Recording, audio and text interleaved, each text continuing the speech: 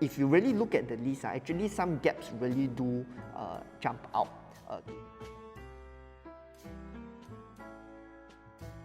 So I'm going to leave off with what are the areas of interest in the RCR that I will look at, right? I will be looking at Katong Dakota area. Interesting thing will be the new diamond site that comes up. Will not be cheap, but 1,000 over units. Very, very exciting area. I think will bring about a lot of change to the whole area. We're also going to see the MRT line opening up as well. Again, bringing up a lot of change in the area. So something, a area with strong organic demand undergoing a lot of changes, a lot of transformation, new benchmark prices being set. Exciting times for District 15. Another area that I'm looking at is also the Bartley, Woodley transformation area. Why? The bidadari estates, all of them have not even hit their MOP yet.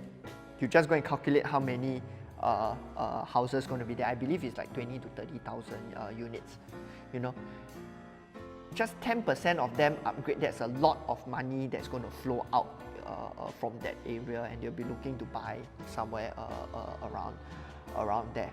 And it's going to help bring up the prices of the area, as like what we have seen in Sengkang Punggol, with all the money that is being made around there from the HDB upgraders because of all the subsidized housing benefit or the private properties in the area. Mainly these two areas. If you are looking at somewhat a bit more short term, if you're looking at mid to long term, like just now what I shown you, Upper Bukit Timah, I think works quite well, because it's going to take time for tanga to really come online. But when tanga really comes online, I think Upper Bukit Timah is going to benefit a lot, right? Notice how I don't really dive too much into the Greater Southern waterfront because I see it as a transformation that is still going to take a long time, and because also the PLH rules is going to limit the kind of upgrader demand for upgraders coming out and spending the money in that area. So I still don't quite know how the whole PLH scheme will work out, but based on what I can analyze for now, it's way too restrictive for people to really make a lot of money because of the income restrictions of the buyer that buys over your unit. Okay, so way too many question marks for me. I will choose areas that has more certain transformations lah, right? Next up, right, bonus. So for those of you who watched till this part, right, so just now you remember all the lists that I have consolidated all of them, and also some other lists that I was not able to add.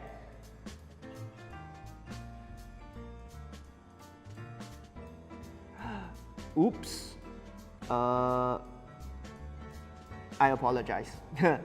Okay, so anyway, you guys didn't miss much, and I just go through the slides again. Just now I was at, you guys didn't miss much lah, right? Areas of interest for the RCR, right? I would focus if you are looking at short term in Dakota, Katong area, okay, as well as the Bartley and Aljunied, Bartley, Potong Pasir area because of the whole bidadari transformation lah, as well as the Woodley area. Mid to long term, right, can explore Upper Bukit Timah because of the tanga transformation, and also the lack of land supply over in the west, lack of private condo supply in the west.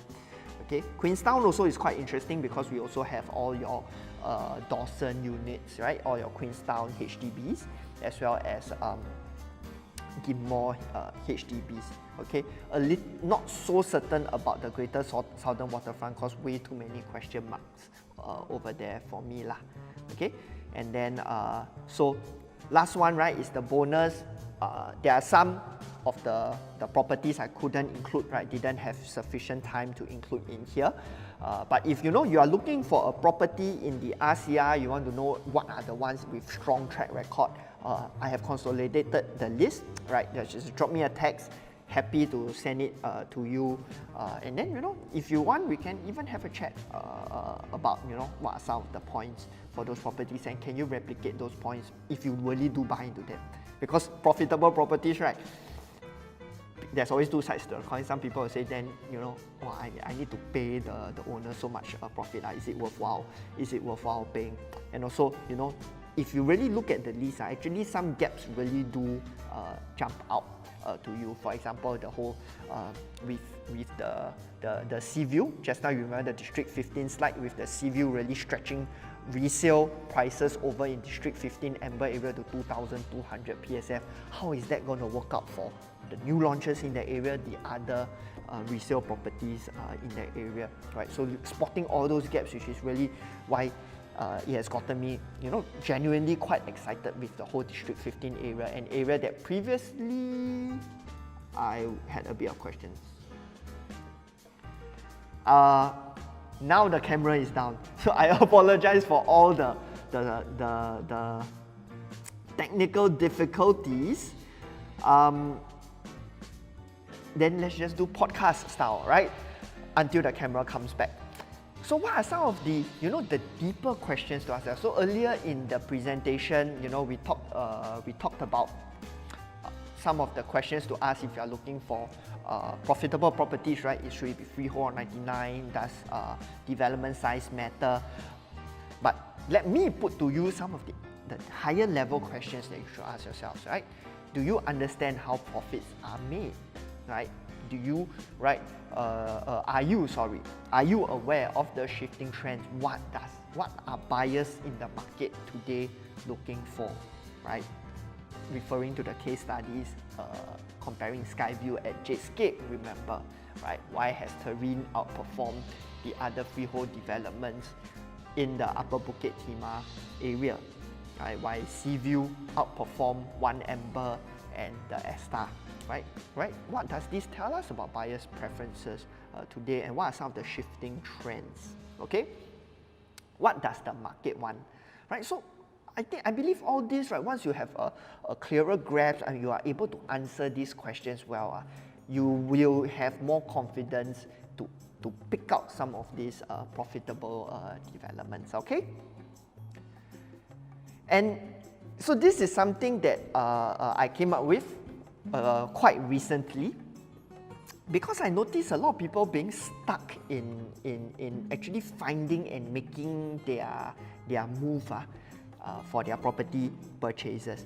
It's because I noticed, and actually a lot of the things that we talked about today is actually talking about the what, which is the outside circle.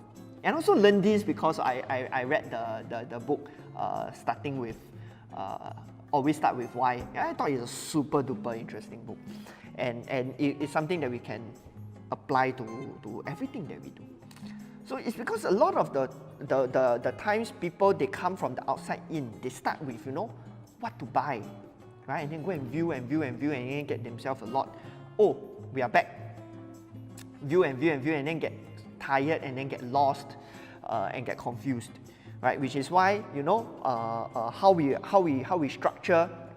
I mean, it's been how we've always done it. It's just that now putting it visually.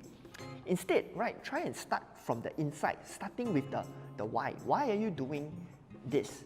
Okay, are you buying it for own stay? Are you buying it for investment? Actually, that is also quite a surface answer, because if you ask us why are we doing this, right, it's because we firmly believe that our property purchases are part of our whole asset journey to get us to where we want to be in terms of our dream house, as well as our financial portfolio as part of our whole life plan. And that is the reason why we are doing this. Investment, own stay, those are actually second part of the whole why question, right? It's to be very, very clear as to the direction you are headed towards, right? Why are you doing this? Followed by the how. So the how really involves, you know, understanding the fundamentals. How do you pick profitable properties, which is the previous slide. Why I'm saying ask yourselves higher level questions, because that really then firms up the how, right? Do you know how to analyze all these properties? Do you know how to plan your whole property plan? Only after you firm out all these things, right? How to analyze the market, how to visualize your exit strategy, those sort of things. Then you move on to the what, and then if you go out from this way, the what becomes a lot clearer because you eliminate a lot of the other options that are not congruent with your whole property plan. For example, if you are looking at this as a step-up journey, you wouldn't buy the freehold developments because remember, the freehold developments more expensive may not outperform the 99-year developments as we've seen in our Seaview example. Yeah, by right should beat the 99 years. The Shaw hands down didn't until the seller's market. But then if you know how to analyze the seller's market, when is the seller's market coming online next, then you can pick the freehold development with more confidence, and then you won't go and buy the 99 years already. So it just gives you a lot more clarity once you know how to do all this stuff. Yeah, so hopefully now that I have put it down into a visual representation, it can help our listeners sort of plan it better, plan your purchase, plan your property portfolio better.